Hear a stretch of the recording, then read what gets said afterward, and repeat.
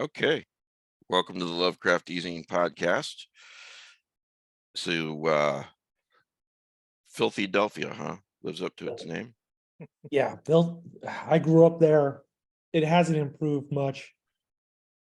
Um, you know, we did all the tourist attractions. We went to see the Liberty Bell, we went to see Independence Hall.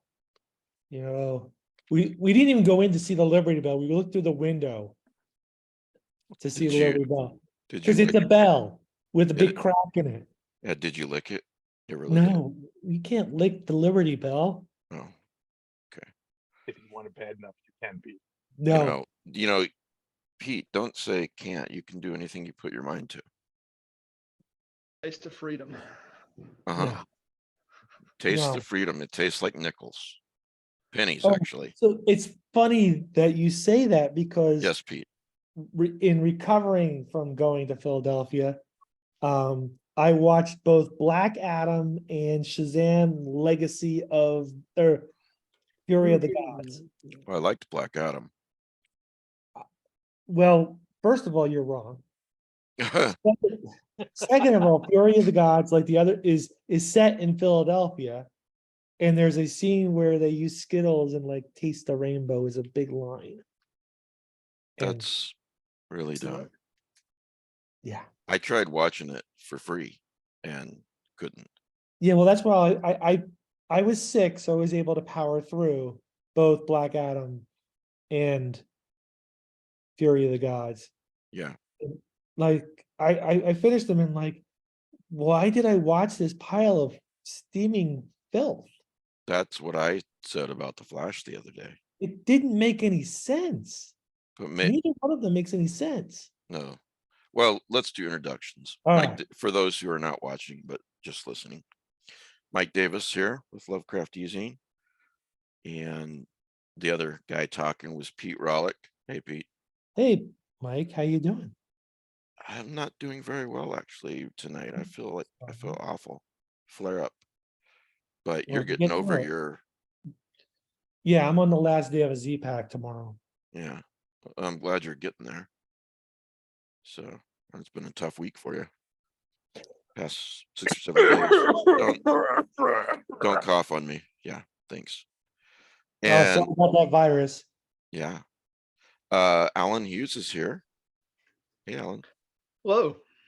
You want to introduce yourself for those who Sure. don't? Name's Alan. I'm a history teacher, artist, patron of the podcast, and I'm probably to video games what DeBronzo is to bad movies. Way too much time. Yeah, I'll mention that in a minute. You just wrote an article for me, 2 actually, one of which I published. The other, or you gave me some lists and some commentary. Mike DeBronzo's here. Hello, all. You were Mike just DeBronzo? yeah before Oh, the sorry, go ahead. no. I just want to explain who you are, but you can do it. I mean, if you'd rather. I can do it too. I mean, Yeah. unless you want to give me some grand introduction, I'll take that. Well, you were talking about how you were about to redesign Philadelphia or something before we started. Yeah, that's it. Yeah. He's an architect. Yes, I'm an architect and an artist and a panelist for your pleasure. Here I am. See, 2 of you already I've linked, there are references to How I Met Your Mother. Because there's an episode in How I Met Your Mother where I think it's the first season where Barney's like talking to a security guard in Philadelphia. And he's like, that's pretty cool. You guard the Liberty Bell. He goes, you ever lick it? The guy's like, no, I wouldn't do that. The security guard. It's like, come on, man. You can tell me. You ever lick it? He's like, yeah, I actually did once. He's like, what did it taste like? And you were right there a minute ago with the taste like freedom. Or was that Alan? I think that was Alan. So, and then the other one is DeBronzo, architect. There's another episode. I'm sure my followers just love hearing this. There's an episode of How I Met Your Mother where Barney is like getting all the chicks one night because he explains that he's an architect. He's pretending to be Ted. So the whole point of the episode is Ted's not really working the architect angle very much, So you had to be there. Remind me that there's something I want to talk about that I found disturbing in Philadelphia. Okay. Just one thing. Okay. Just lost all the listeners in Philadelphia. Rick Lay is here. Hey, Rick. Rick Lay, writer, pulp magazine collector, the person who has no connection now in it. And the person who consistently wonders, why do I have to put up with these bozos every podcast? So yeah, thanks for being here, guys. Different date and time, but we're here. And thanks to all my Patreons. Thanks to all the people who listen or watch. Really appreciate that. Alan's a Patreon. DeBonzo's a Patreon. Lots of other people are Patreon. Hey, you know what? Paul Tremblay's a Patreon. Larry Barron is. So thanks to everybody who is. Another way you can help me out is reviews to Apple/iTunes really seem to help wherever you listen. And clicking the like button and adding a comment on YouTube, comments really help too, even more than number of subscribers I hear. So, tell us what you thought of this episode. If we're not doing the live thing this week, but if you usually comment on the right side, if you usually comment live, do the regular comments as well. I'd really appreciate it. So you can tell us what you think of Philadelphia as well. So you were sick, and that's your excuse for watching Shazam 2, Pete, right? Yes. Well, okay. So I went to New York and Philadelphia to do the whole tourist/family thing. Visited Rick last episode. Visited Rick. Yeah. In New York, we went to the New York Public Library because our hotel was just like 5 minutes away. It's haunted, I hear. Yeah. So I'm not going to complain about the New York Public Library. It's gorgeous. It's beautiful. They had great displays. I saw original letters written by Charles Darwin. I saw the original stuffed animals that inspired Winnie the Pooh. Just absolutely incredible stuff. The only thing that was disappointing is that you're not allowed to, as a Like the tourist, materials. no, as a tourist, you're not allowed to go into the main reading rooms. So they Seems was strange. no, because the main reading rooms are for reading and actual work. They're not tourist attractions. So Okay. it makes sense, but those great shots that we have in Ghostbusters and all these other movies of those desks and the Great Hall, you don't get to see it. If you read a book, can you see it?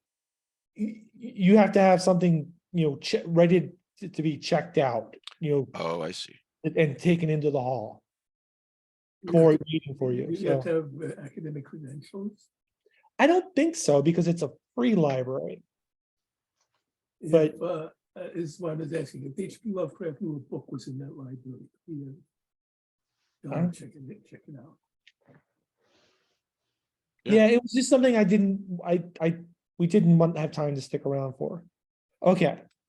I was But- actually doing research into that. Oh, nice. In Philadelphia, one of the things that we did, well, I think the thing that affected the kids the most was we went to the Mutter Museum, which is the physician's museum with all these. I can't post pictures because you're not allowed to take pictures. It's of biological samples that collected over hundreds of years of people who are 7 feet tall, people who are 1 foot tall, babies with 2 heads, babies with 1 head and 2 bodies. Seriously. Yeah. Wow. And it's a small museum, but And they're, you saw this. yeah. In Wow. fact, not only did I see all this, I found a nice quiet spot to curl up and become relaxed in. Good to know.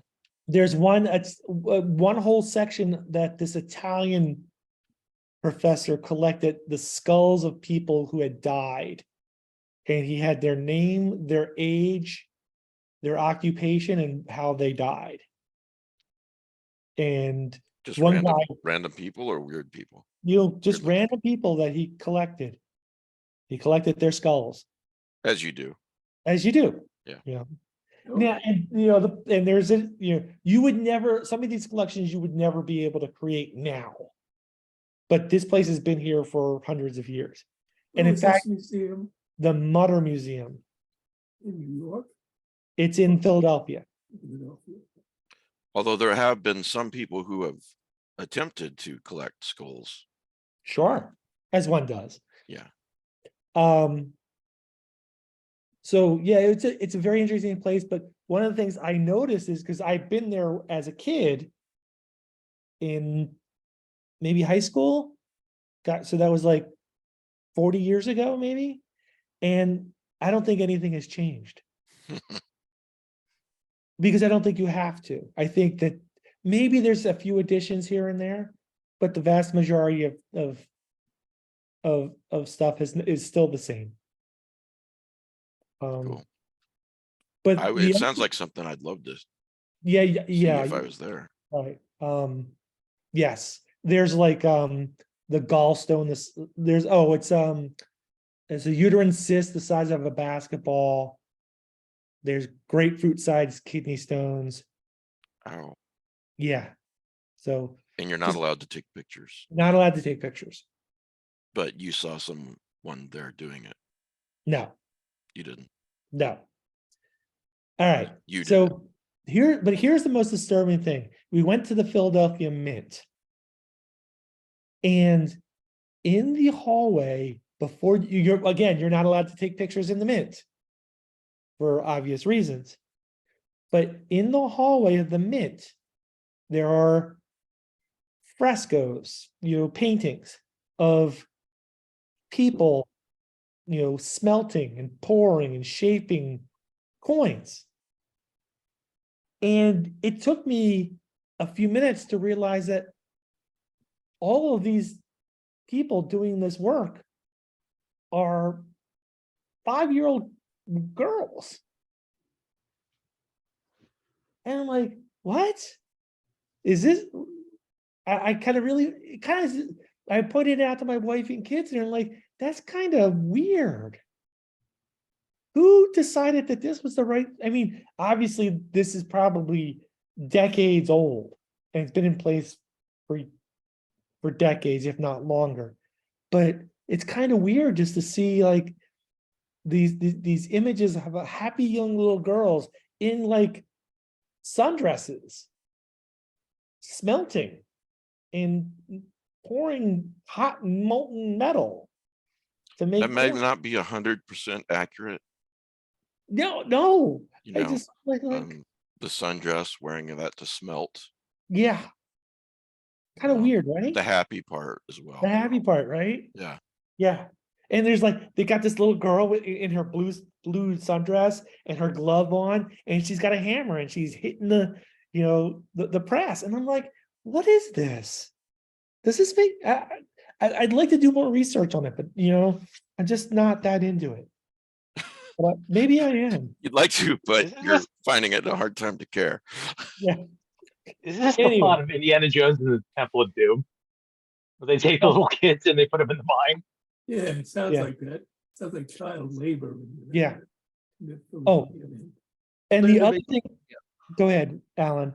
Just soon to be legal again in many states. Yes. And the other thing is that this is my fault. I made a mistake.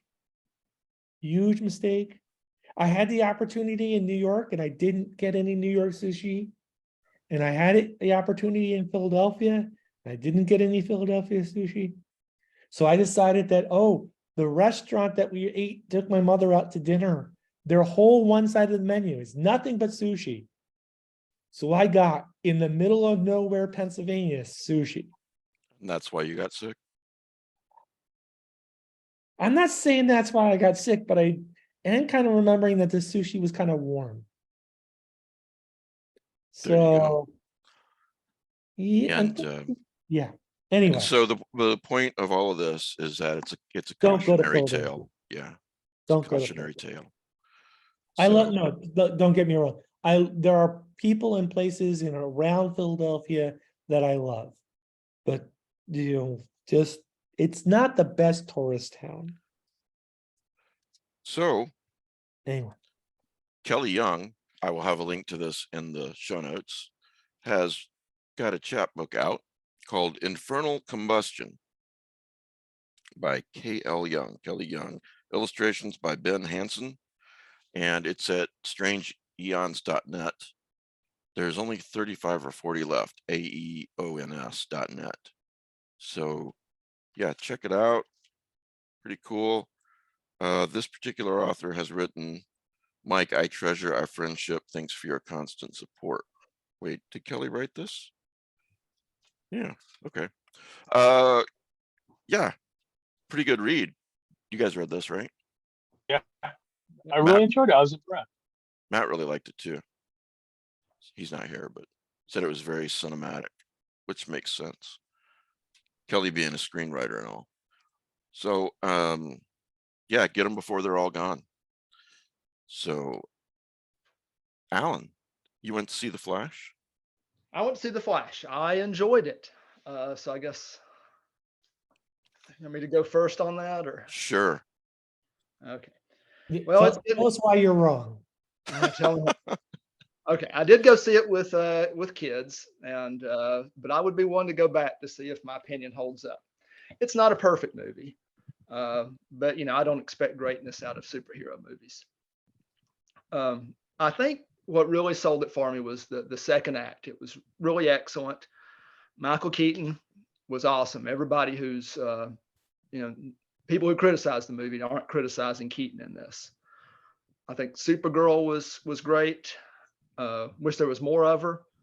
And I think Ezra Miller did a terrific job playing two different versions of themselves. So then I agree with all that, especially the Keaton and Supergirl. Yeah. So I mean, did you think? And I don't want to spoil too much, but everybody should know Batman. Keaton is in the movie. Everybody should know that there's a Supergirl. I won't get too much more than that. Yeah. So I think 75% of the movie has been on one trailer or another. Yeah. There's a lot of cameos in the end. Most of those were not necessary. And gosh, the villain, is that in the trailers? I don't think so. Well, Zod is. Okay, well, Zod. Not the other villain, I don't think. Yeah, Zod.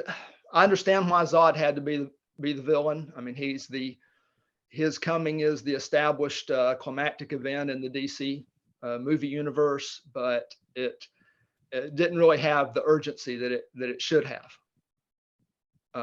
But I mean, it was a Flash movie. It felt like the Silver Age Flash, hopping between worlds. Yeah. And so I think it's in the top half of the DC movies for me. Really? Yeah.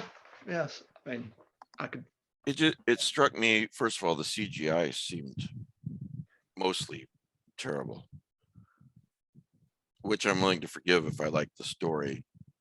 that's But true. So there was an article about that and why.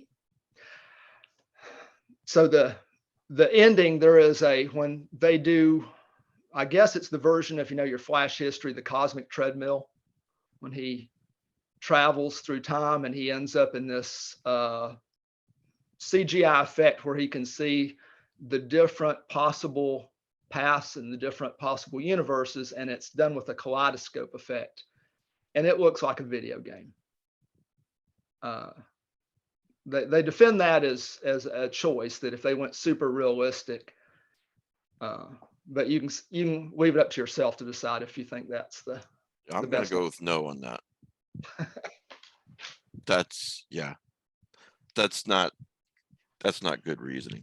I'm just wondering, plus all the jokes that didn't land, did someone put Joss Whedon back in charge is what I want. That guy can't write a joke. And the Sorry. movie does not set up it really doesn't set up the next DC universe. No, it doesn't. It doesn't do what it's supposedly there to do in the first place. Because another Bruce Wayne is at the end of the movie. We'll just put it that way. I think everybody on Earth knows this by now, whether you've seen the movie or not. And yet he's not going to be the next Batman. So how does this make any? It would have been setting him up if the next Batman would have been the guy who got out of that car, but it's not. It makes no sense. And apparently this is one of 3 alternate endings. So all this is like, you guys don't know what you're doing. And you filmed 3 endings and then you asked all the audiences what they thought. But all right. So Did you see it? no, I don't care. I'm not going to. Yeah, Because that's a good All call. right, look, I brought this up when the first Suicide Squad movie premiered, and I brought it up to my wife and kids when I watched Black Adam, and I brought it Where are up. the rest of the other heroes is what Where you're are the saying. rest of the other heroes? What the hell's going there? There's no continuity. There's nobody thinking things out about how all this stuff fits together. I'm sorry. Philadelphia is trapped underneath a shield that nobody can get in and out of, and Superman doesn't show up. Wonder Woman doesn't show up. Right. What Actually, Wonder Woman did. does show up, but not until much later. Which movie are we talking about now? Fury of the The Gods. gods. Oh, I didn't make it that far. But you know you understand my point. And the issue Yes. I'm having is that everybody's writing their story to take it so far over the top, but nobody's linking it back to the overall universe. Well, Affleck's Batman and Wonder Woman are in the beginning of the movie in the main universe, and they do show a clip of Superman in Japan or something. But not really. It's just you see his heat vision, but the camera angles from far away. So they're basically saying Superman's busy with another. So at least they addressed it. But yeah. I think the director did a great job on both Batman's action sequences. He's going to be directing the next Batman movie, and that's hopeful.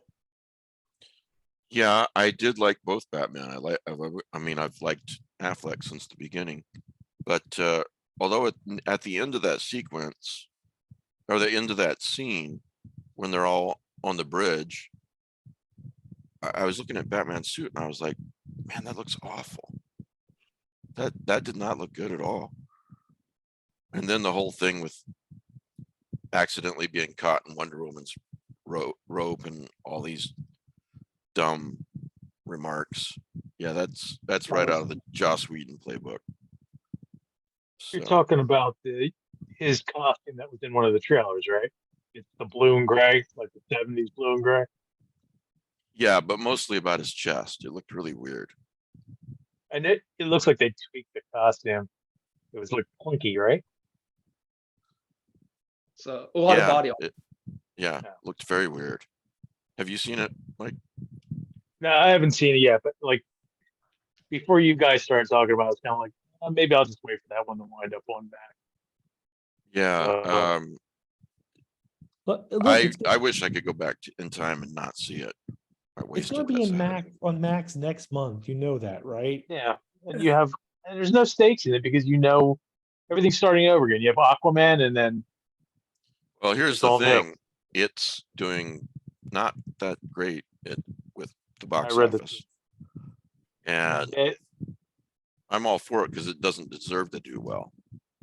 No, well, I mean, you've got a star that has just been controversy and the opposite of what of a hero in real life, and it's just like it's not gonna go anywhere.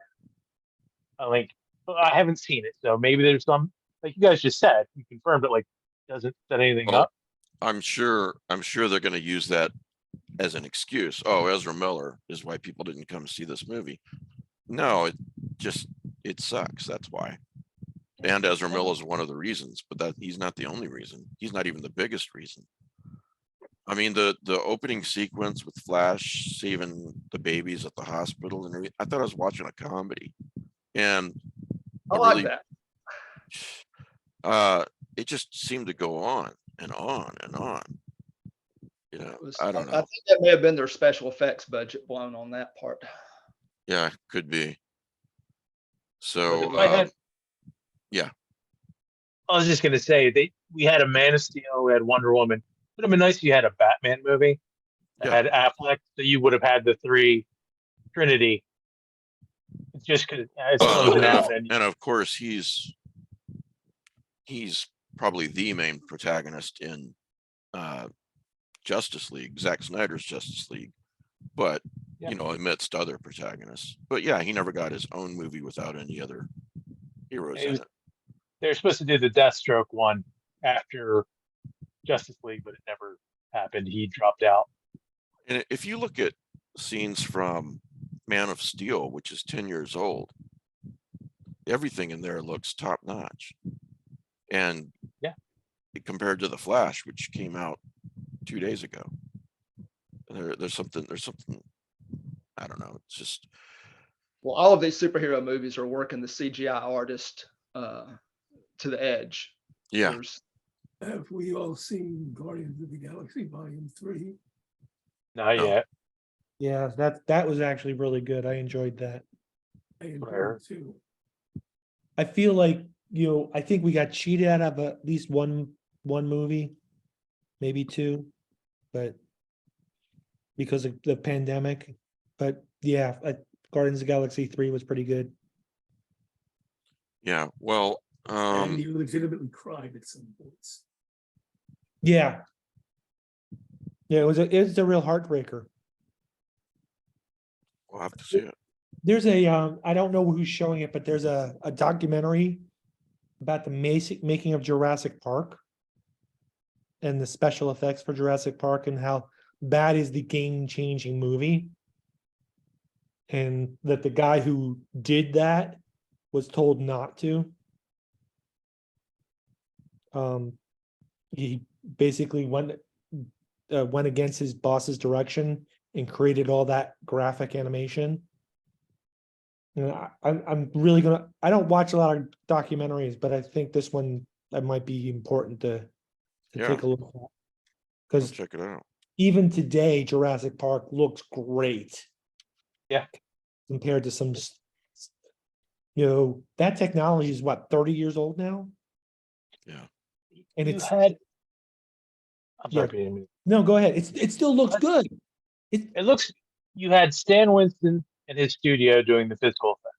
Right. That's the thing. They had the right combination, the right balance of there's physical practical effects. So when you see the T-Rex on the not the bridge but the dam or whatever it is, there's a big animatronic T-Rex, but Right.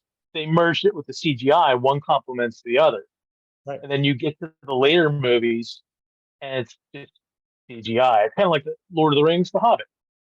Yeah. There's some things you can do, and there's some things you can't. But when you can, the physical, it's always going to look like it's there. Right. So When you why is the CGI so bad looking for the Flash, a brand new movie? It doesn't make any sense. I mean, it's almost got to be a conscious decision, right? To Well, not that's spend money on the it. argument they're making is that they made a conscious decision to make it look not 100% real.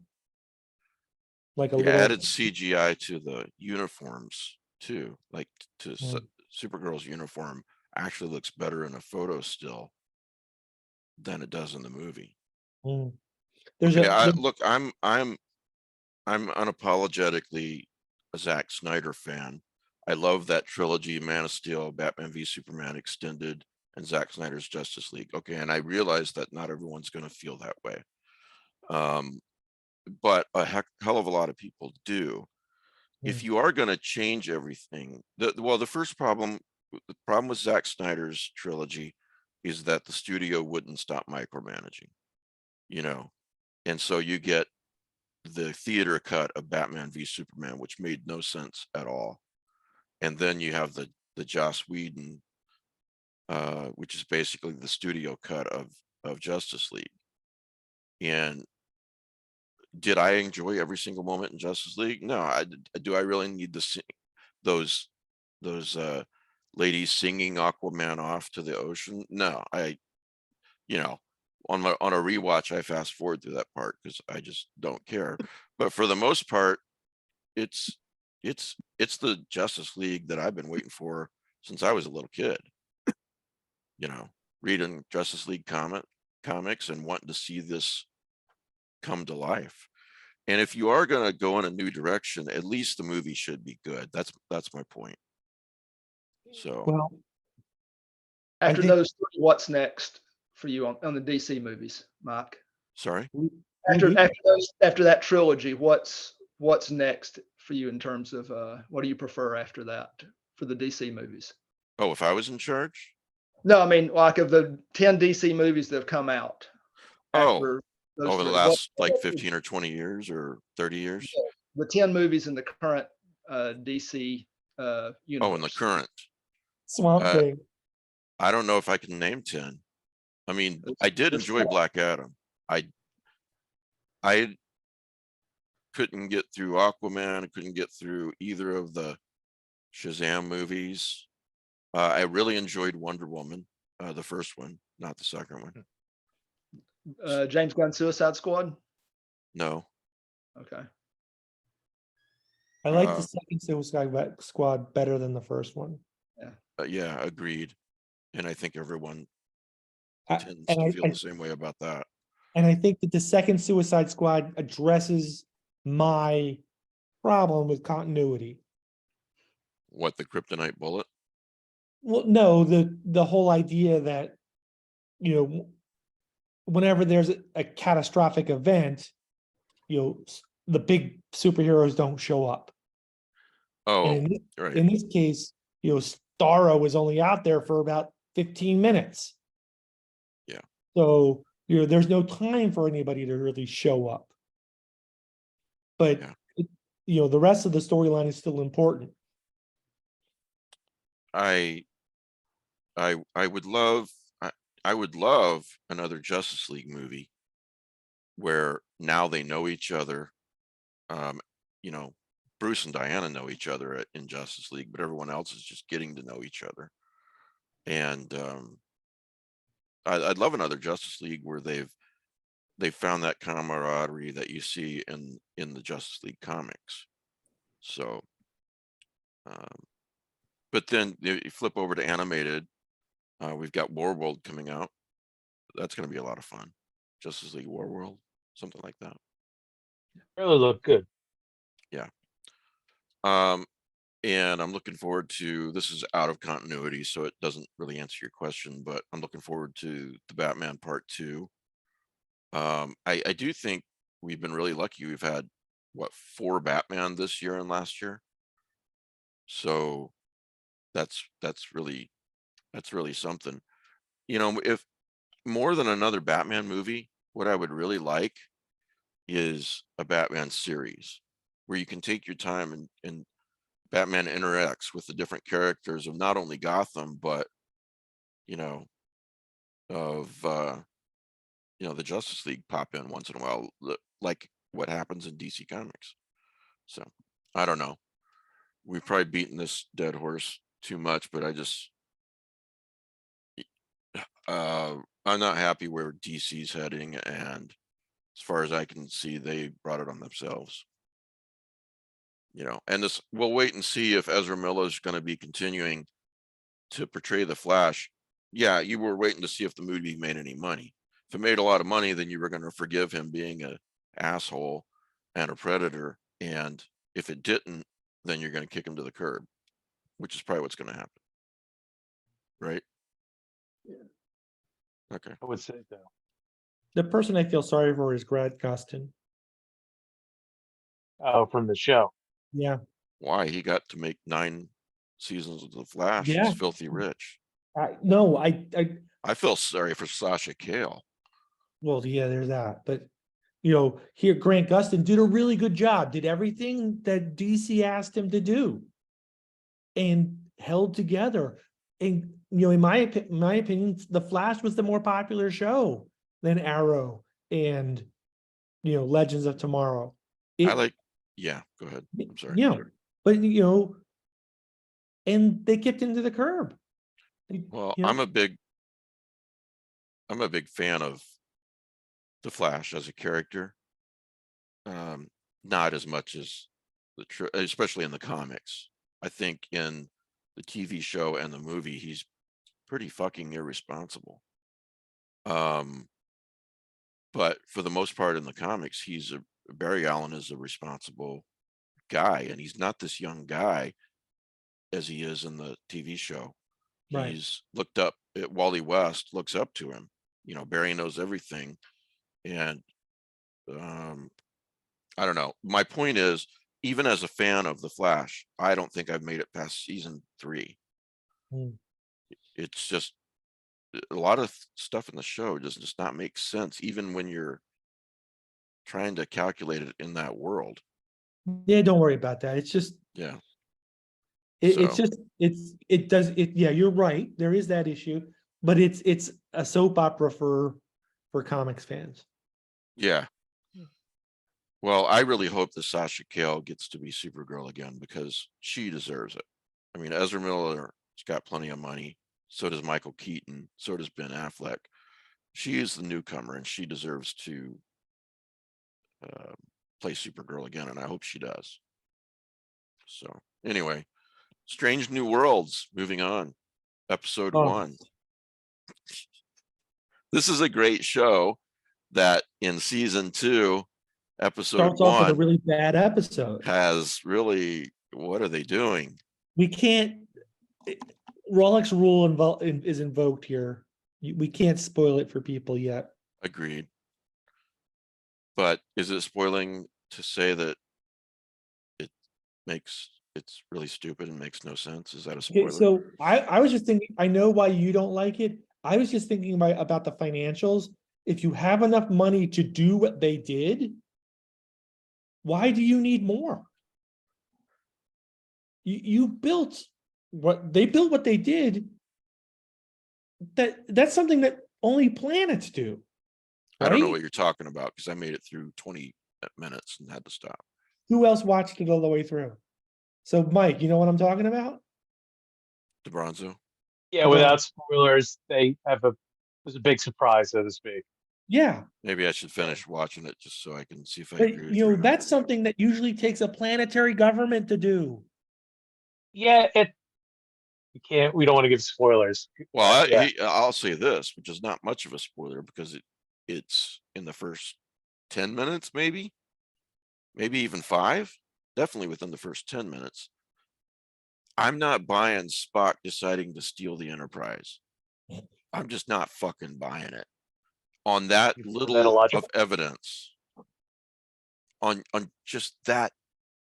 Really, this is why you decided to steal the Enterprise? And you didn't contact your captain and think, hey, is this a good, what is plausible deniability? I don't know what that's all about. And then the other thing I'll say is the trope of the tough chick out drinking all the big tough guys at the bar has been done a million times. Goes Oh, back come to on, Charlie's Raiders. Angels. That's what my point. It's been done a million times. What, Rick? Raiders of the Lost Ark. Raiders of the Lost Ark, Charlie's Yeah. Angels, It's the first thing I thought of was Raiders. Yeah. Buffy the Vampire Slayer. What? When? Done in Buffy. Buffy drinks a whole frat underneath the table. I didn't remember that. What? Yeah. No. Yes. No. Yes. What season? What episode? What are you Well, talking it's the season she goes to college, and in fact, her drinking becomes an issue because the Oh, that beer bad. yeah, beer bad. She doesn't Yeah. drink them under the table. She's just as drunk. Yeah, but they're all passed out. Yeah, but it's not quite the same. Okay, Yeah, the it's audience just is like, I absurd. don't care. Yeah. But yeah, that's been done. I'm all for, but it's just, I don't know. It's just whoever's writing this. I mean, can you fire that person? Is that too harsh? So you guys agree, right? It was a bad episode. Okay. Yeah. All right. So I had two Allens write up stuff for me. One of them's here. Alan Hughes, thank you. Was the other one Alan coming? No. No. Close. Alan wrote up a list of 10 Lovecraftian games. If you haven't seen it, just go to lovecraftezine.com and it's the first post. And it's 10 games that, well, I don't want to speak for you, Alan, that you thought deserve more attention, maybe. Yes, and these were some of the games that I've I think really hit the Lovecraftian vibe. Let me bring it up here and kind of so that list, yeah. Alan Wake, I think, was on that list. That's definitely a game that it's 12 years old now. Everybody should probably play that. And there's a second one coming out this fall, and it's already getting a lot of attention. They said it's going to take about 20 hours to play it. That's more time than I have, but I'll attempt it. So And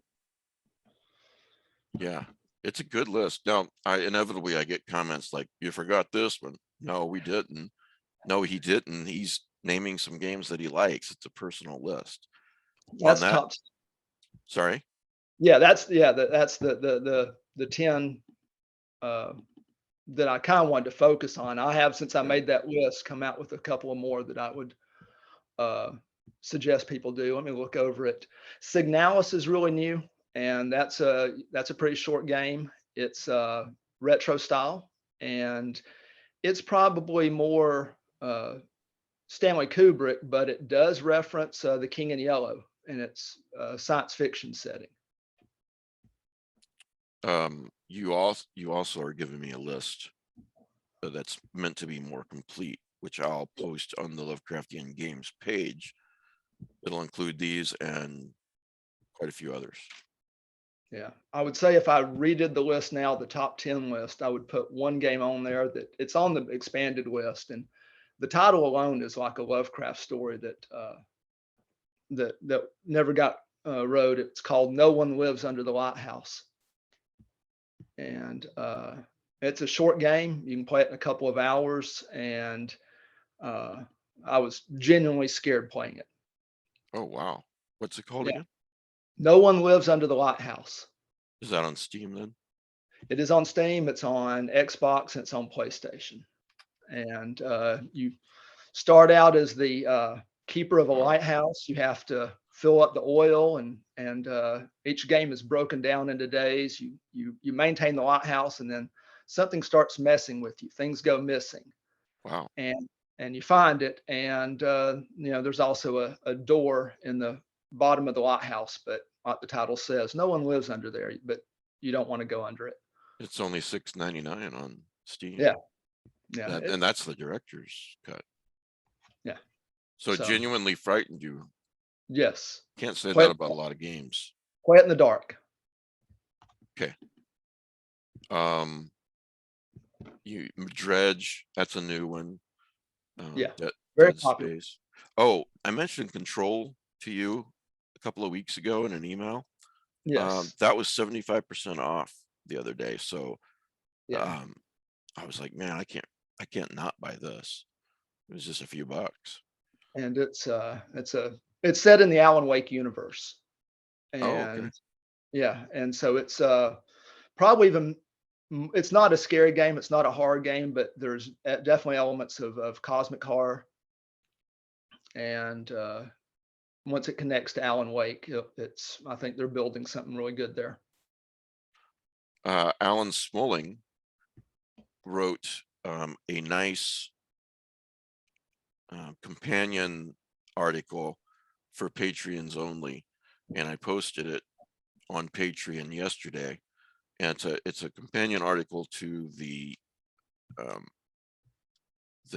podcast I did a few days ago with Nadia Bolkin, movie reviews, horror movie reviews. So she mentioned quite a lot of great horror reviews. And this is at the $5 and up level. So if you're not a Patreon, it's at the very lowest tier. So there's a lot of great content at the lowest tier. Anyway, that's on the Patreon as well. So, and we'll keep doing movie reviews, horror movie reviews with Nadia, because I think she's really on the money. I tend to agree with her 9 times out of 10. So that's what Alan Smalling did for me. Thanks to Alan Hughes and Alan Smalling. Thanks, guys. So, All right, so since we're doing lists, yes. I recently read a list, and I don't know where I read it. I think it was 29 movies the top 29 Lovecraftian movies, something like that. And disappointingly, but not surprising, the number one Lovecraftian movie was Alien. You know, these lists, I've got a list of Lovecraftian games, as you know, but I emphasize at the website, but I emphasize this is a personal list. Right. Like, And a lot of these, they don't, I think they're just throwing a list together for clickbait, for advertising. yeah. And I'm still, maybe I'm wrong, but Probably not.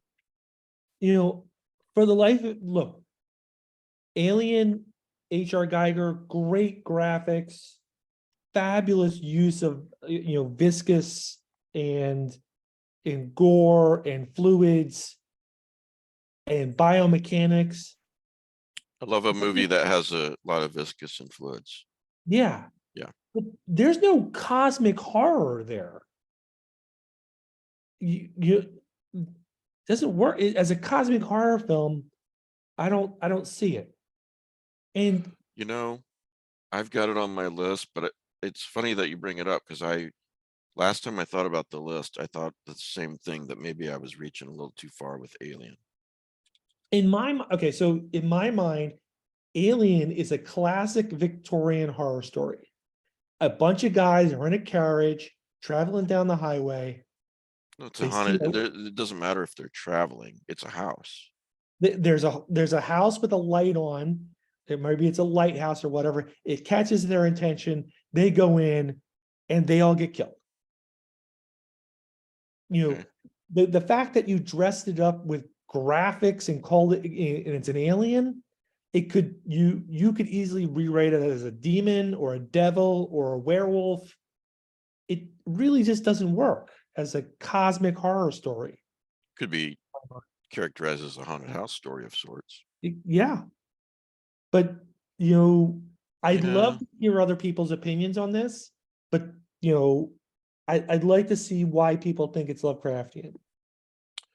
Yeah. Okay. So if you're on YouTube, and even if you're not, go find us on YouTube if you're listening elsewhere, and type a comment below and tell us what you think. Yeah. And, I'd like to see other Of people's Alien. opinion. It just doesn't address many of Lovecraft's points. And this possibly is because we don't have a good definition of the word Lovecraftian. Well, I was thinking of the two words, cosmic horror, and you've really got me thinking on this. There's a hell of a lot of horror. It's a scary movie, but cosmic, just because it's an alien, yeah, because you understand this alien, right? Yeah. I mean, they're easy to It really is a understand. perfect organism. Yeah, they're easy to understand. They're predators. They're like sharks, basically. Yeah. So, Anyway, yeah, good point. All right, so comment on YouTube on this episode, and tell us if you think Alien is Lovecraftian or not, if it's cosmic horror or not. DeBronzo wanted to talk about Suitable Flesh and also James Wan. Wan? Yeah. I think it's Juan. Wan. Okay. He has said in an interview that for 5 years his dream project was to make Call of Cthulhu, the big screen. So I just find it interesting. It's like we were talking amongst ourselves, like email, going back and forth a little bit, and it's like, well, great if you make it, but is it going to be good? And is this the right person to do it? But to jump back to Suitable Flesh, just for a second, this has got, if you were a fan of Reanimator and From Beyond, and maybe even Dagon, Stuart Gordon, you have Joe Lynch directing it, is an adaptation of Thing on the Doorstep. And it's got the writers from those movies, Brian Yunta, I forget if he produced or wrote. I think Paoli wrote it. Yunsta produced it. You have Barbara Crampton involved, and you have a lot of the alumni movies. And that's coming out. And I actually looked on Rotten Tomatoes. It hasn't made the circuit, I think, yet. It's not released. You don't have a date. Yeah. But it's actually the few reviews that it had, like 13 or some, quote unquote top critics. Seems that it's getting good reviews. Stuart Gordon deals with sexuality a lot, especially From Beyond. And I think from the trailer you can see it's kind of like close to what Stu Gordon was doing. It's definitely got that in it. Have any of you guys seen it, the trailer or anything like that, or no? No, I should contact whoever's doing publicity for it and ask them if they'll let us watch it ahead of time. And promote it if we like it. Yeah. I mean, I don't well- like hearing that it's more like, it sounds like you're saying it looks like, without having seen it, it looks like it may be a little comedic. I Are you wouldn't say saying that? comedic. No. All Well, that's good. You really like the trailer. It's not like it's giving the whole movie away. It's like when you see it, some dialogue and a lot of, quick cuts. You're seeing like a montage of things going on. And Joe, I don't know if you guys saw Mayhem, the movie with the guy from The Walking Dead. I can't remember his name, Glenn. It's really good. It's entertaining. I think Bridget has seen it too. Mayhem. What's Joe it Lynch's about? director. They're lawyers. They're in a law office, and there's like a virus or something that's released into the system, and it Okay. lasts for 24 hours, and you have no inhibition. So Oh, people were. Yeah. Is that the That's- Belko experiment? No, they came out around the same time. Belko came out first. Mayhem came out second. So if this happened to my wife, for example, there'd be a lot of online shopping. Is it kind of like that kind of horror? Uh, I wouldn't be able to pay the rent, that sort of thing. it's more of you just in that movie. It's more killing, violence, Oh, that kind of sex. inhibition. There's a scene where they have like they're showing an example of something happened before, and there's two people like in the background, like having a good time. It's just a funny little tidbit that they were actually engaged in real life, and they're like, "We're just gonna do it." So they're actually, it's method. But it's a good flick. You're talking me out of this. So going back to James Wan, I would prefer if James Wan made a film from the Lovecraft canon that was more his speed, like say The Outsider, Lurking Fear, The Shunned House, something along that lines, something to do with Haunted from the Dark. Or Haunter, the Dark. maybe Haunter, yeah. Maybe even something like Whisper in the Darkness before we just let him have Call of Cthulhu. Yeah. Also, could we get a Lovecraft movie that's not been done before? Like Mountains of Madness? Oh, Well, that's Guillermo del Toro's got that wrapped up. And Maybe he does. I don't think he really. Every time somebody talks about something like this, all the fans start screaming out Del Toro or no one. I don't. Yeah, Okay, no, he's a good director, but I think maybe a little overhyped. Yeah. Also, True Detective season 4. I'm waiting to see if that's some sort of variant of Mountains of Madness without actually saying Lovecraft. I'm still waiting for that to come out. Is that going to be on Max, I guess. It's Oh, you mean HBO. HBO Max? HBO Yeah, Max. man, no, Matt, just Max, Oh, is it Max? just Max. Okay. Brilliant, brilliant marketing decision. Yeah. I love how they kept the O as the A. Somebody Like got paid for that. somebody got paid a lot of money for that. I wish I did. Wow. Yeah. I don't know. You know what? I don't know. I I- like the Conjuring movies. Maybe he can do more than he's done so far, but maybe not. You know, Didn't he do a Fast and Furious movie?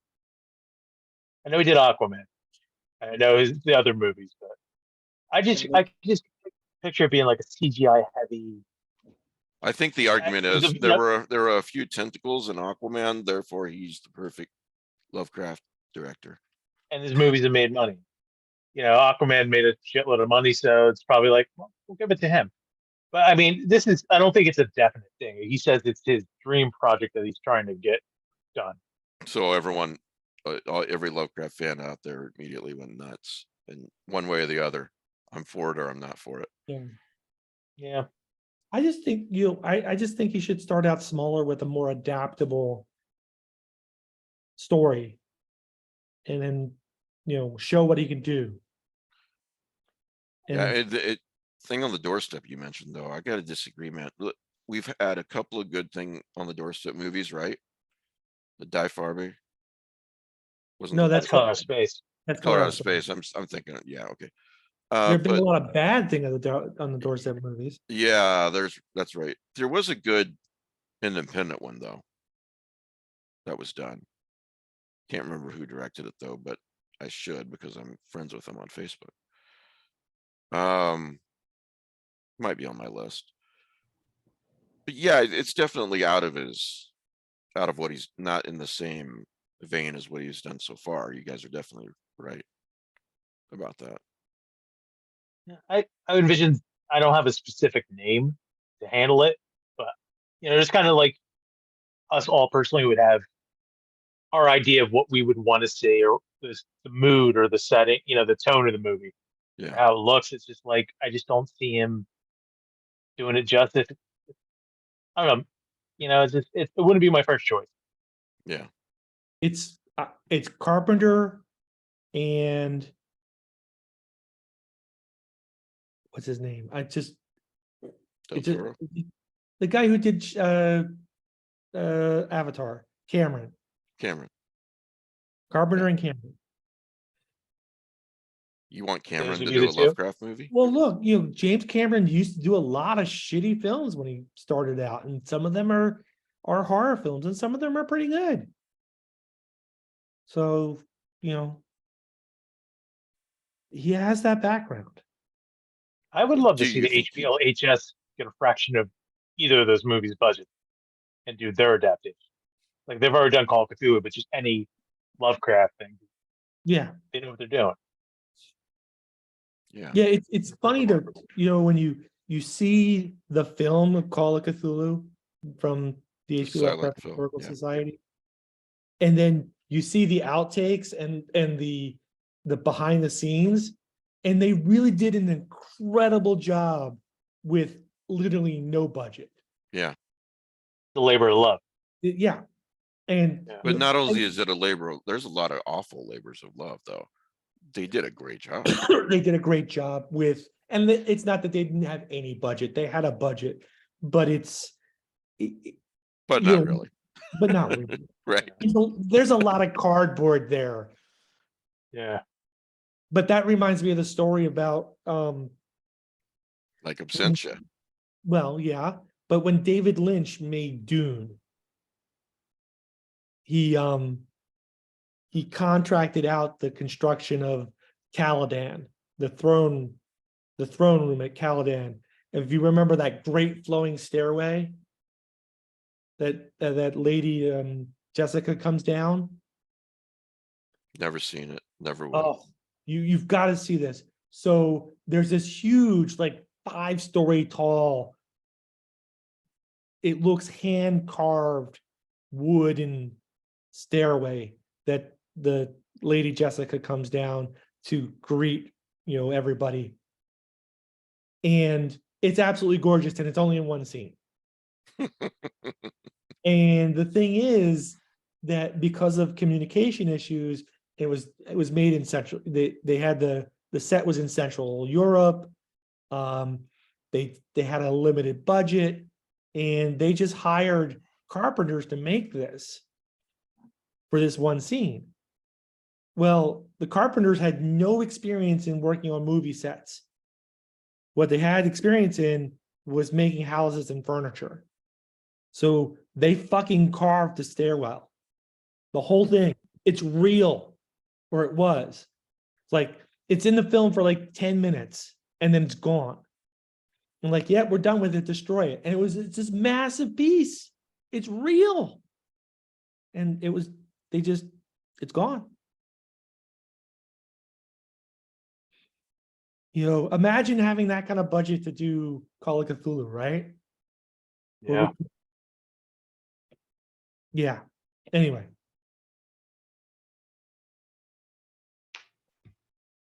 Well, I'm I mean, rambling. I know most of the stuff that gets a big budget anymore, like the dynamics of what kind of movies come out or get that money, it's usually a superhero movie because they make money. You Oh, might have misfires, but on the average, if you're DC or Marvel, you will have, especially more Marvel, you're going to make a lot of money. You So, know, in the long run, I look at comic book superhero movies as very similar to either The Thing or Nightmare Before Christmas. They may be critical flops, they may be flops that summer, but in the long run, they're going to make you money. You know, and they might even emerge as something, cultish. I mean, people love the first Keaton Batman. It is, and Jack Nicholson as the Joker, that is part of our cultural landscape now. So yeah. but You really think Mr. Mom can do a good job at Batman, though? That's my fear. True Detective season 4 is late 2023. Slate, you mean late? Late. Did I say Late. slate? I Yep. did not mean slate, but I may have said slate. Alan, what were you gonna say? I was just going to say, cheap horror movies are so profitable, Mm-hmm. True. but and that's part of it. Nobody wants to do. I don't think he's going to get funding for Call of Cthulhu because that would be a big budget horror movie, and that's a risk. Right. Right. So again, my argument is make a couple small, cheap ones, lay the foundation, and then get everybody to buy in. Show that you can handle the material, and then I go forward. agree. And of course, a lot of studio heads aren't very patient. So you get a lot of messes. They don't want to lay the foundation like they did with the MCU.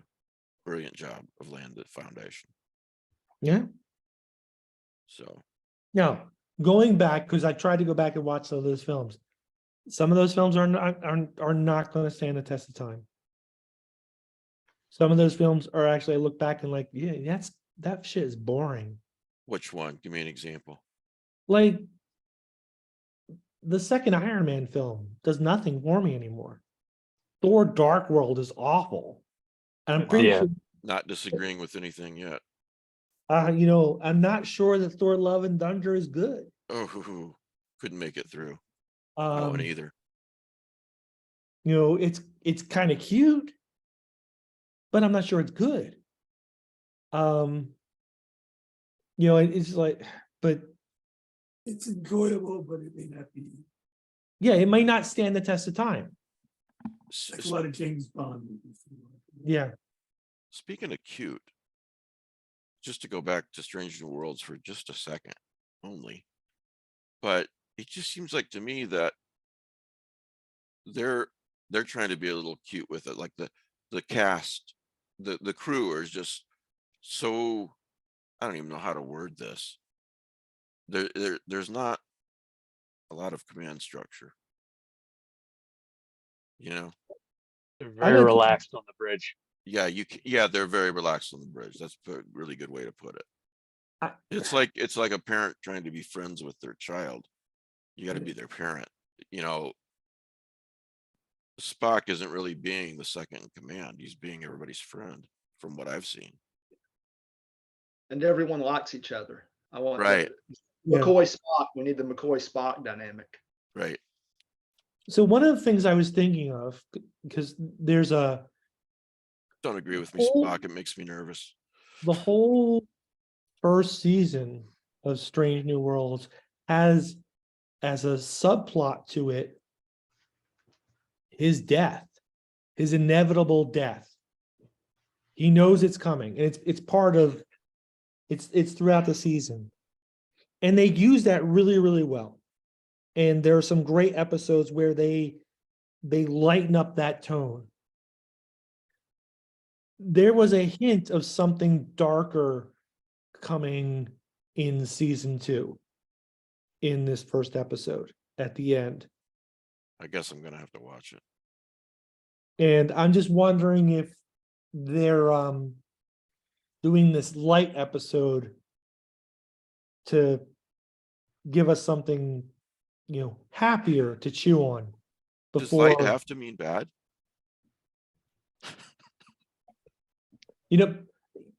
Mike DeBronzo, you know what I'm saying?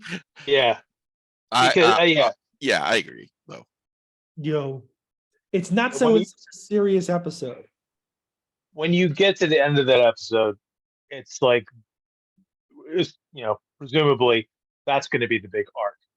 Right. Something major is going to happen, and it's something that calls back to the first season. Right. So yeah, it'll. Okay. Yeah. I mean, the whole, and then the whole first season deals with Pike's inevitable doom. And like the last couple episodes, he comes to accept that, and he's not going to harp on it anymore. And it's, just the way things are. So he's come to terms with that. So you can't bring it back the second season. You Right. can't use it again. So you Right. have to have some other big overarching thing, because, and they learned this in Deep Space Nine. You got it. It doesn't work to do. It's better to have an overarching storyline with random episodes inserted, rather than the traditional villain of the week. Yeah. Deep Space Nine did that wonderfully. Like the Right. Dominion War arc was fantastic. Which they stole from Babylon 5. Did They it, had better. play around with back then. Did it better. Who did? Deep Space Nine was better than that one. Oh, okay. Yeah. Yeah. Babylon, so Deep Space Nine and Babylon 5 premiere about the same time. They're competing shows. Babylon 5 has this overarching story arc that they're constantly trying to work through that sort of gives them movement forward. And DS9 sort of flounders for a couple seasons. And then all of a sudden they pick up the Dominion War, which is a mirror of the war that's going on in Babylon 5. And not only do they mirror it, they nail it much, much better. Yeah, it's a satisfying story, like the progression. It's like once that goes it's 7 seasons long, and I think it really doesn't end until the 7th season. 6 is kind of it's not the climax, I think. I don't know, it's been ages since I watched the entire thing. But yeah. I like Babylon 5. They're actually, just as a side note, they're making an animated movie for Babylon 5. Okay. But I don't know much more beyond that. So something to Google, keep an eye out for if you're a fan. Pete, I don't know if you know about this. Rick, well, all of you guys would be interested in this, but perhaps especially Pete and Rick. Matt Carden tweeted a couple weeks ago, and I've been saving this. Tor has launched a series of articles. He's the one that made me aware of this. I want to give him credit. Tor has launched a series of articles dedicated to evaluating and interrogating David Hartwell's essential anthology, The Dark Descent, one story at a time, as a way of assessing horror fiction's nature and status both then, 1987, and now. And so just maybe I'll link to that, to the first one, and everyone can check it out. But I mean, that I'm all there for that. I don't know about you guys. Dark Descent is, he's right. Matt's Carden's right. It is essential. I've got a different edition, but yeah. This is my copy that I've been working on. Oh, you son of a bitch. Nice. Signatures everywhere. You got Hartwell's? What's that? You got Hartwell's? Yeah. Good. Dave Hartwell was the first guy to give me an opportunity to book reviews. Nice. No. So yeah, check that out. Speaking of book reviews, I've got a Patreon, Suzanne, wonderful person. She's got a review site, and I want to mention it. I told her I'd mention it because I think it's cool site, and I'll link to it in the comments. But if you're not looking at not in the comments, in the show notes, it's rogeskireads.com, ROUGESKIREADS.com. Again, I'll link to it in the show notes, but she reviews books, and she's got a lot on there that she's reviewed. So check that out. So, and thanks for supporting me, Suzanne. What else do I got? Oh, maybe you guys will. I said I would ask my panelists. There's a comment on my Lovecraftian recommended movies page at lovecrafteasing.com. And this person asks, is there a list for Lovecraftian TV shows or miniseries? I would like to see some recommendations that are as reliable as the ones on this movie list. My recommendation would be Beyond the Walls, a French miniseries. Can anyone steer me towards something similar? Any thoughts off the top of your head, guys? Well, there was the first season of True Detective. Yeah. The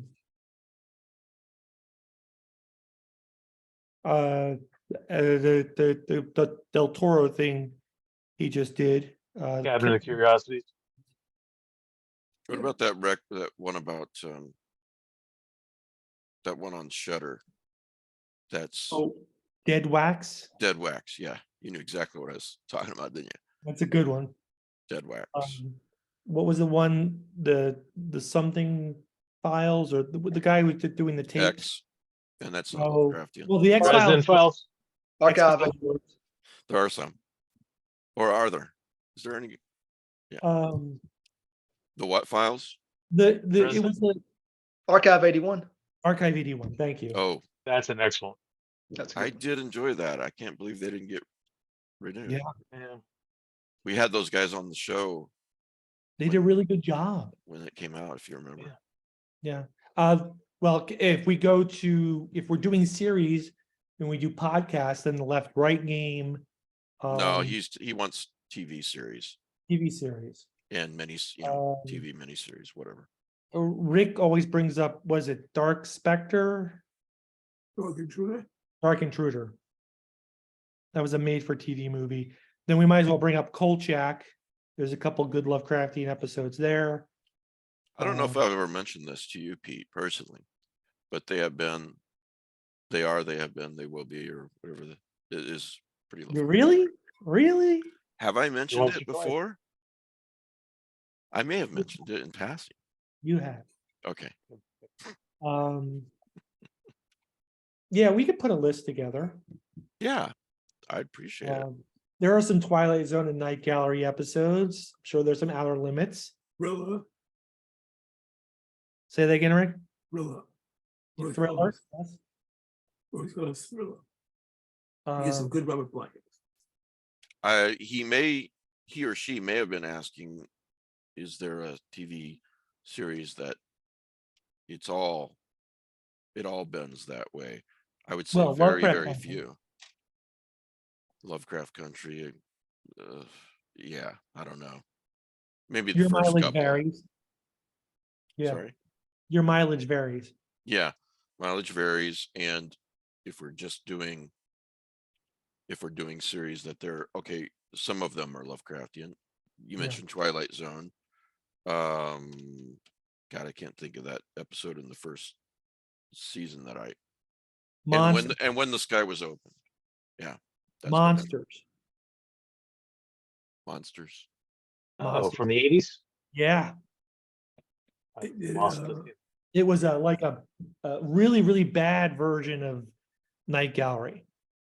they with did the- the Space Eaters Yeah, yeah. and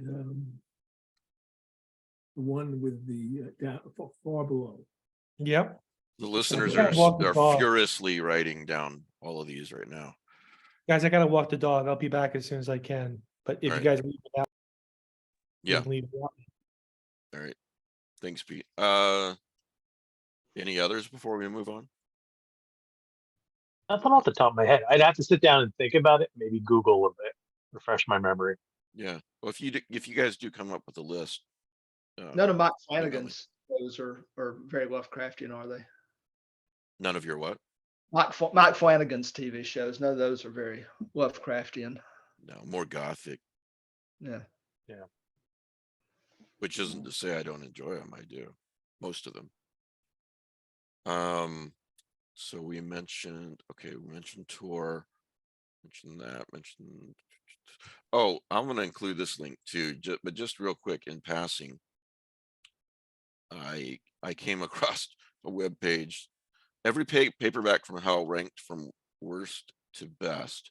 In 2019, Valancourt, and I just became aware of this. This went completely under my radar. But in 2019, I'm reading from it, Valancourt Books began reissuing out-of-print horror novels under the Paperbacks from Hell label. It was inspired by Grady Hendrix' excellent Paperbacks from Hell, itself an entertaining and fascinating history of a publishing subset that most people saw as disposable.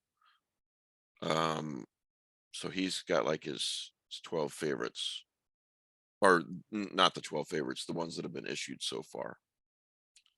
And some of them he likes, some of them he doesn't. Let's see here. There's a couple that's just are really hilarious just to what he writes about them. So just check it out. I'll have the link.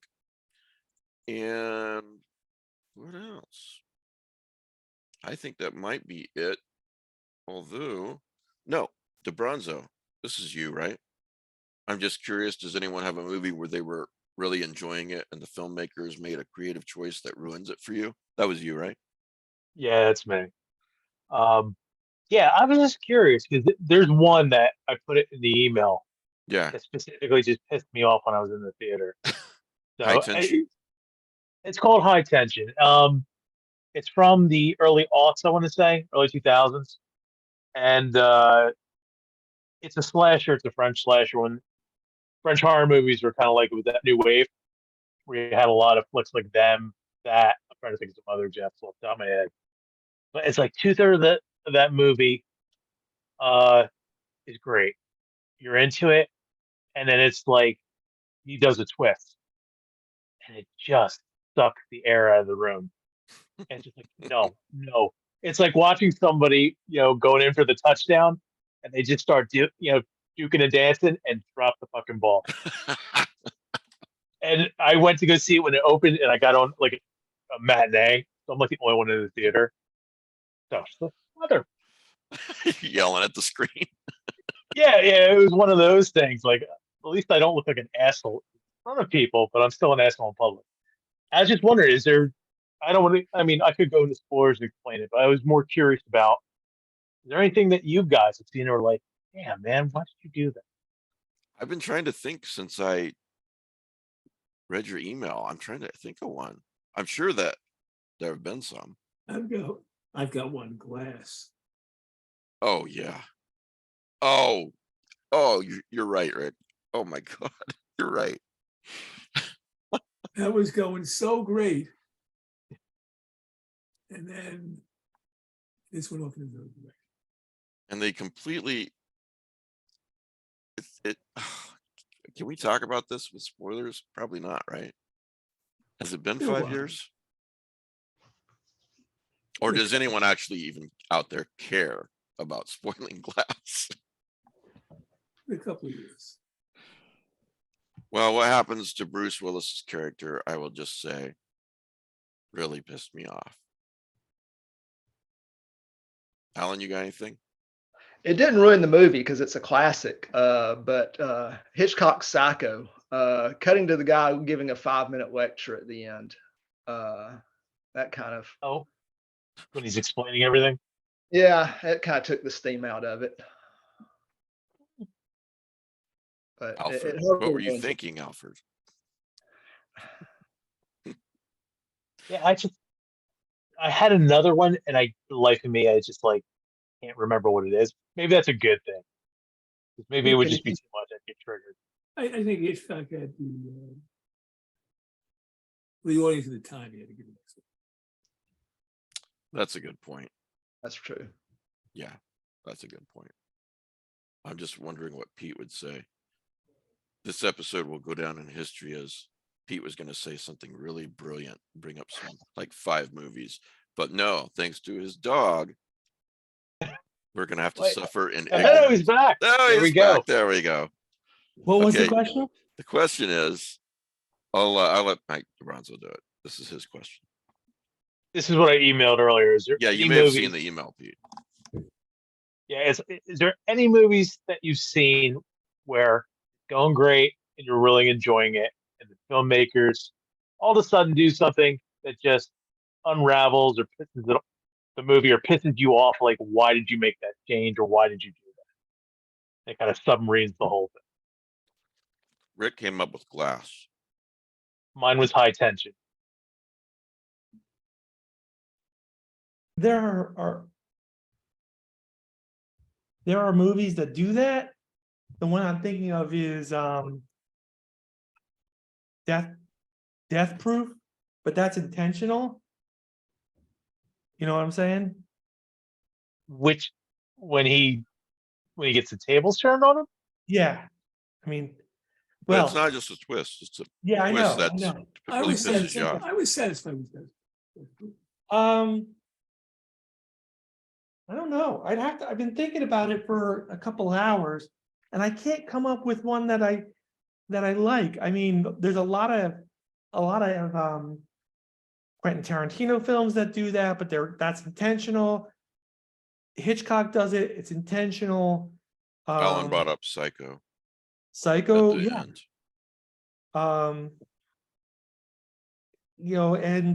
And what's his name? M. Night Shyamalan does, I don't know how to say his name. The Village. The Village. So, That look, pissed you off? The Village, the problem I have with The Village is it follows M. Night's process where you say, oh, the movie, the village is surrounded by monsters. Nope. The village is the monsters are the adults in the village. Those are the real monsters. It just doesn't work. Yeah, when I'm, the scene where the kids on a dare, they always like put their backs to the woods Yeah. and everything. I really wanted, I just came up with one. I really wanted for that to be real. So I would agree that, yeah, in retrospect, that does annoy me that it wasn't real because it was so well done. There's a film that I really, really enjoy. And it's called The Canal. It's a French film. It's a horror film that spends 95% of the film convincing you that the woman who's the essential point of the character is insane. And then in the last 30 seconds of the film, there's some evidence that she is being haunted, or there's some supernatural aspect. But that doesn't work with the whole rest of the movie. There's no other evidence throughout the whole rest of the film to suggest that. They're not playing fair within that world, Right, basically. exactly. So you end up asking yourself, is this just another manifestation of her insanity? Or is it that, nope, she's really sane, it's just that she's being haunted? And I don't know. There's no satisfying answer. And it doesn't work for me. It really pisses me off. I've got one for you guys. Gerald's Alright. Game. Okay. Do you know why? Go ahead.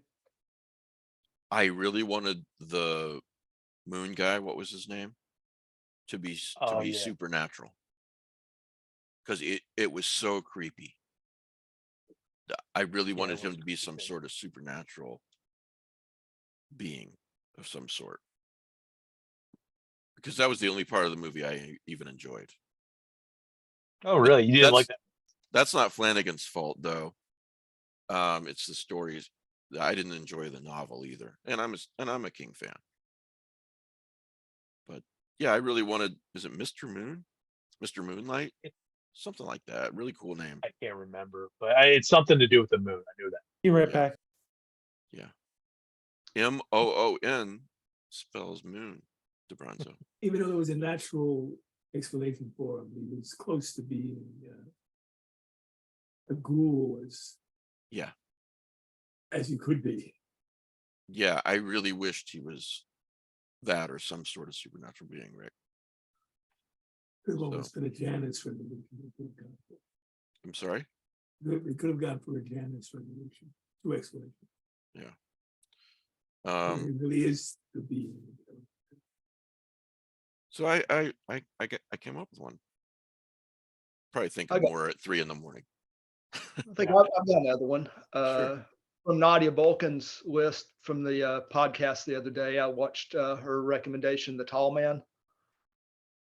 Oh, yeah, with Oh yeah, that Jennifer twist. Beals.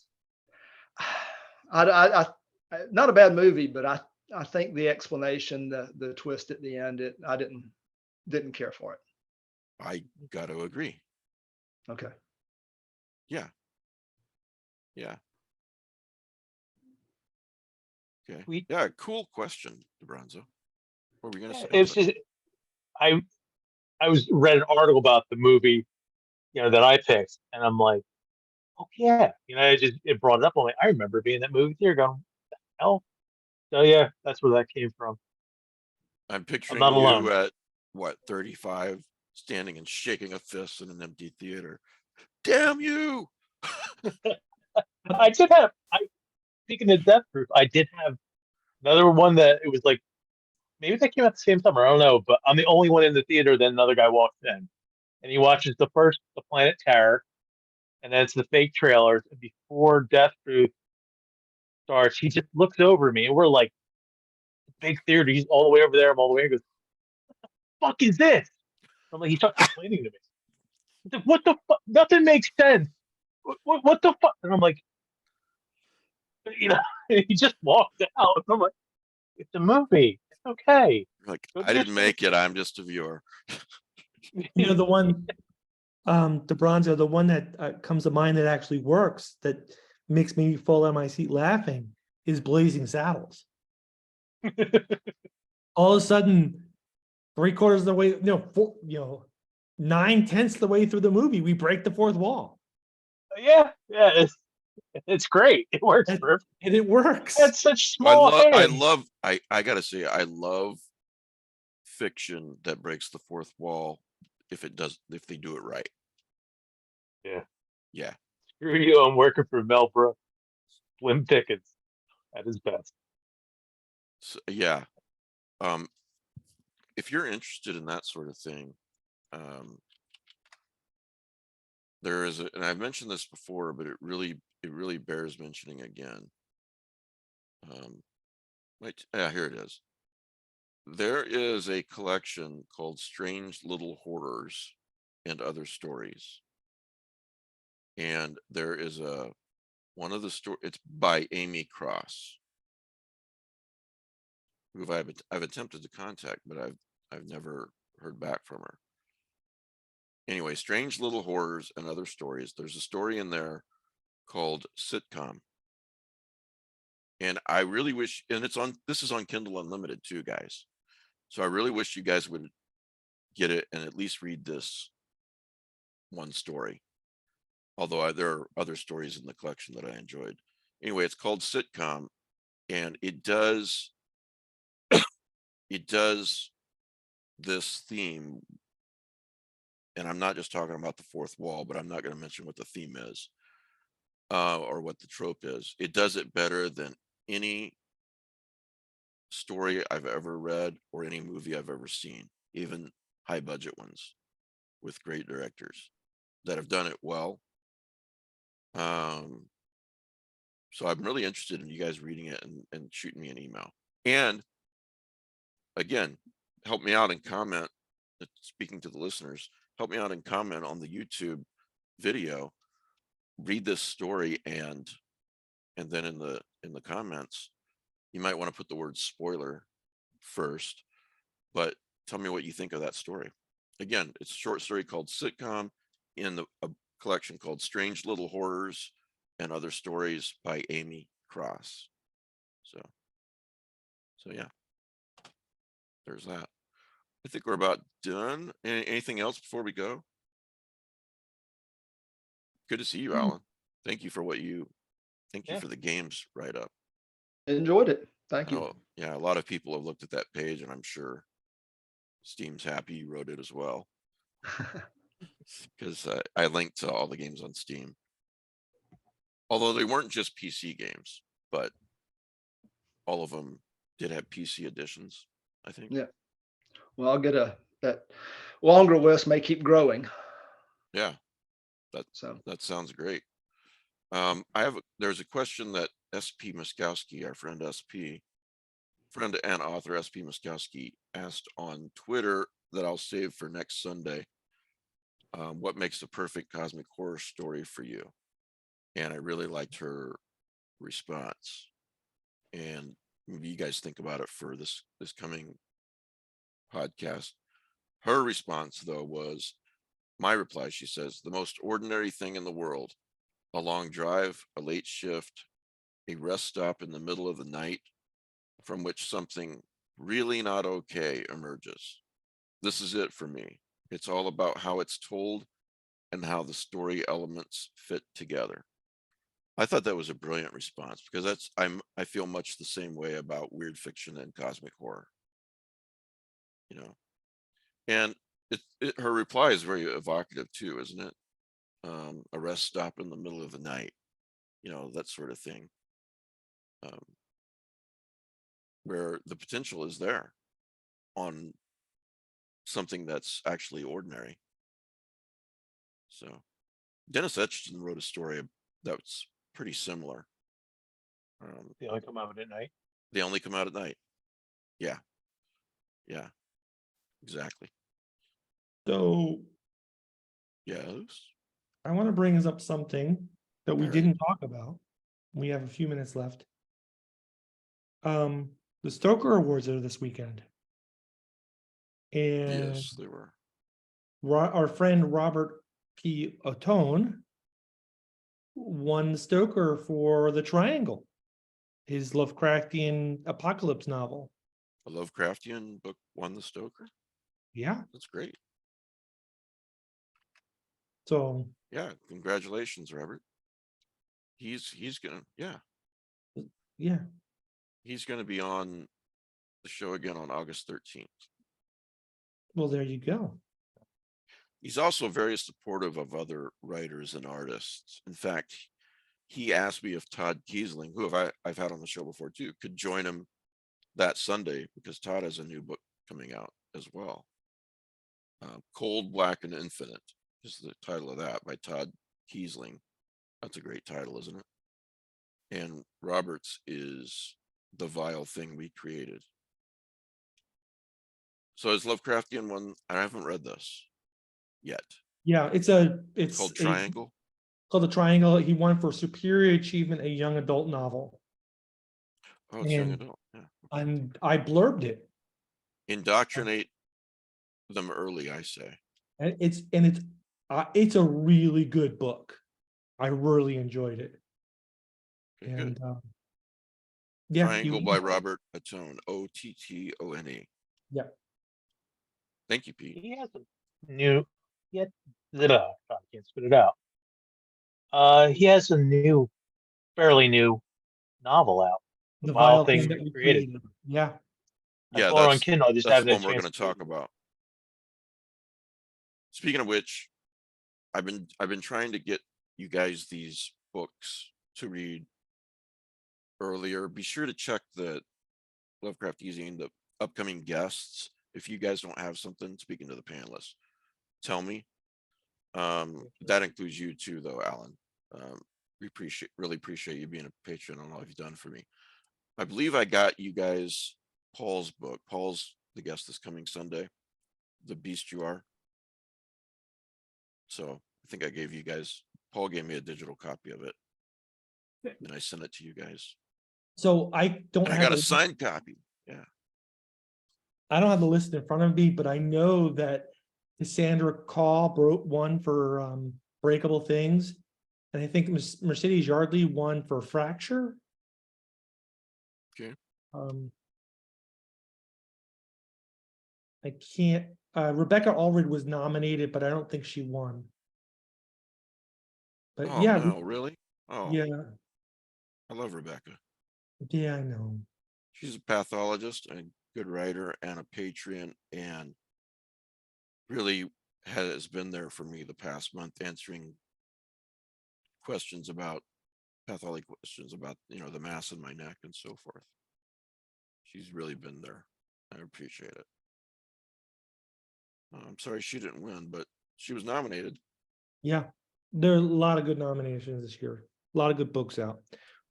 But Okay. yeah, a lot of our friends won, and Rob won for a Lovecraftian book. What was Rebecca's book? I lost the website. Hold on. Well, while you're looking, speaking of my neck, there was a big clusterfuck, is the only way I can describe it. With them, it took them a month to even get some sort of half-ass answer, which is not the way it usually works. I've been given to understand. So at this point, I think I can leave things at probably benign. Okay. And Matt's, well, we won't say who in case you want privacy, but a friend's wife had a similar size mass in her neck, also benign, and just got it removed just because of its size. I'm going to get a second opinion. My ENT says not to remove it, but actually what we're going to do is they're going to look at it again and see if it's grown. Right. And if it has, then it warrants further study. If it hasn't, then he says, forget about it. I don't know. It's not like I want to get surgery, but then the other day when I went to see him, he stuck a camera up my nose and down my throat, and which is not as fun as it sounds. And apparently I have a lot of scarring in my throat, and he gave me some pills for that. Long story short, if that doesn't help with the scarring, then I'm going to have some sort of minor throat surgery. So I say all this just because I know a lot of people out there are wondering, and I appreciate all the support. I wanted to let you guys know what was going on. So, especially to Rebecca Allred for not only being a talented writer, but a wonderful person for answering all my questions. So, all right, do we have anything else, guys? Think about that question about what makes a perfect cosmic horror story. If you're a member of the audience, answer again in the comments. You're doing me a favor when you comment. That helps the algorithm, is what I'm told in the YouTube, on the YouTube video. Actually, I'd love to. Pete? I'm going to follow that path, that track, because I've been kind of doodling thoughts about what defines Lovecraftian versus weird versus cosmic horror. And, Okay. I'm into cladistics, breaking things down. I'm a splitter. Really? Yeah. After what? A dozen years? You tell me this. No, you knew this. You and Rick, especially. So, okay. I think that's all I've got. Next week, as I said, is Paul Tremblay. And then the following is July 2nd. Probably no podcast. But, if you guys tell me you want one, we'll do one without a guest. And you can always look at and see who's coming up next, folks. Just go to lovecrafteasing.com, click on podcast at the top left and scroll down. I think next Sunday I might miss the show because I'll be out with Ellen Datlow. Really? She's coming to Florida? Yep. What's in Florida besides you? Her mother lives here, not far from me. Oh, So nice. What are you guys going to do? probably go to dinner in the casino. So Sounds good. yeah. She's, have you ever been in any of her anthologies? No. I don't think you guys is really what she's interested in and what you write mesh as much as some writers. Mm. Yes, no? I've been mentioned. I got an honorable mention in But then I take several it back. year's bests. Yeah. So, all right. Thanks again, Alan. Thanks, guys, for being here. Last but not least, I wanted to ask Rick how he's doing with his recent health. Doing okay? You look like you're ready for bed, Rick. Yeah, you're muted, but I'll let you go. So, there you go. You're unmuted. I'm getting better. I just get tired. Yeah, understandable. A lot of people out there were very worried about you, listeners and others, including us. So For I'm those glad who you're. didn't know, I had a relevant swell. I went into the hospital for some fractured wrist and a broken shoulder. Yeah. And I ended up getting pneumonia, and that's had some complications. Yeah. But I'm still recovering from that. But Yeah. Let's move along. Laird is too, everybody. But it's slow, just the way it is. But he's headed in the right direction. But it's just slow.